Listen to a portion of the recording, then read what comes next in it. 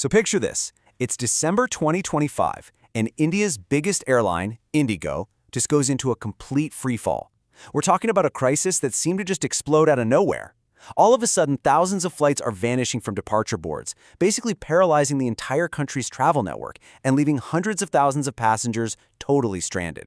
And the numbers, they are just staggering. In just the first 10 days of December, we're talking over 5,000 flights canceled. Now, this wasn't just some minor hiccup. This was a full-blown operational meltdown for an airline that millions of people rely on, every single day. And right away, we started hearing from people inside the airline, and they were hinting that this was way more than just a scheduling glitch. I mean, this quote from an IndiGo pilot really points to a much deeper, more human problem right at the airline's core. Now, the official story, the reason they gave her all the chaos, was a new safety regulation for pilots. But as we're about to see, that was really just the spark that lit a much, much bigger fire. So what really went down?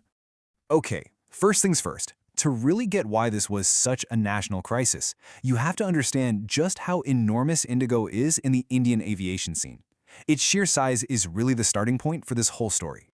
So get this, IndiGo controls more than 60% of all domestic air travel in India. That is a massive slice of the pie.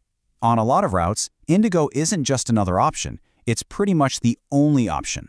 So you can see when this airline stumbles, the whole country feels the shockwave. All right, so what was this rule that supposedly brought a giant airline to its knees? Well, it all came down to a new set of regulations, and they were designed to fight pilot fatigue. These are called the Flight Duty Time Limitations, or FDTL rules, and the changes were pretty significant. Pilots' mandatory weekly rest period was jumped up from 36 to 48 hours. And the number of night landings they were allowed to do, that got slashed from 6 all the way down to just 2. Now, both of these changes were absolutely crucial for safety, but they also meant that each pilot could legally work fewer hours. And here's the kicker. This was not a surprise.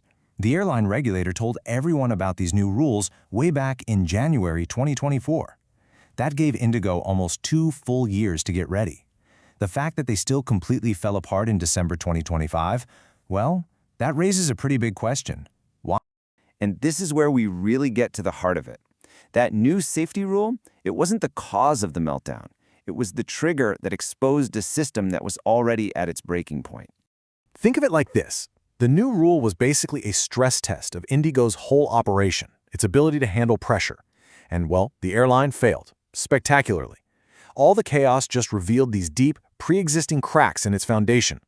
And one of those huge cracks was this really broken relationship between the pilots and the management. There was frustration everywhere, over pay, over policies, and just a general feeling of complete mistrust.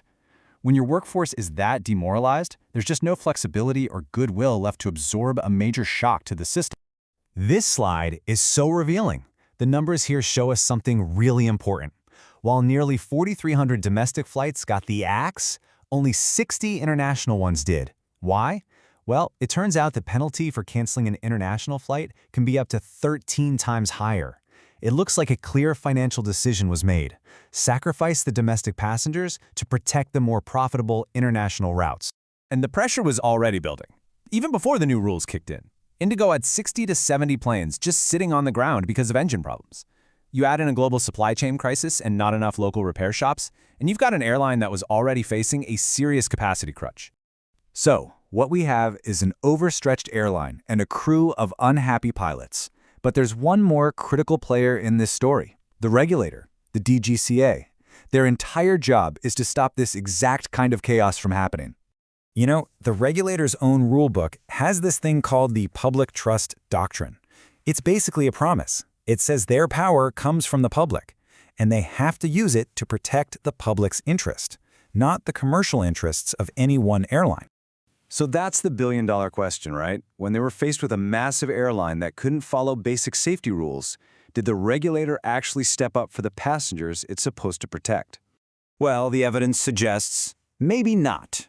Right as the crisis was kicking off, a secret meeting was held. It was between the airline, the regulator, and the government, supposedly to clarify the new rules. The minutes from that meeting? They've never been seen by the public.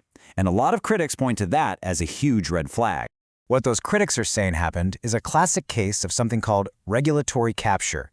That's when the watchdog, the agency that's supposed to be protecting us, basically starts working for the very industry it's supposed to be watching.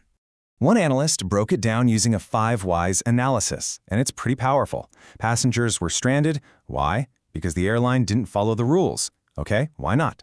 Because it assumed the rules could be bent, just like they had been before. Why was it so confident? Because its market dominance gave it leverage. And it all came to a head in that secret meeting on December 1st. See, this analysis suggests this wasn't just some accident, but a total systemic failure. So let's zoom out for a second. This isn't just a story about one airline in India. It's really about this fundamental tension we see everywhere, the constant trade-off between being super efficient and being truly resilient. Remember back in 2022 when Southwest Airlines in the US had a very similar meltdown? For them, a winter storm was the trigger, but the real culprit was outdated software. For IndiGo, the trigger was a new rule, but the weakness was a lack of crew. In both cases, the core lesson is the same. Systems that are built for maximum efficiency can be incredibly fragile when something unexpected happens. And that's the crucial point.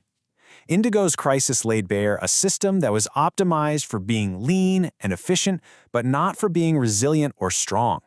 There was no buffer, no slack in the system to handle it when things inevitably went wrong. And that really leaves us with one final thought. Look, we all love cheap flights and efficient service, but this whole story forces us to ask a really tough question. When you buy that cheap ticket, what's the hidden price you might end up paying for all that efficiency?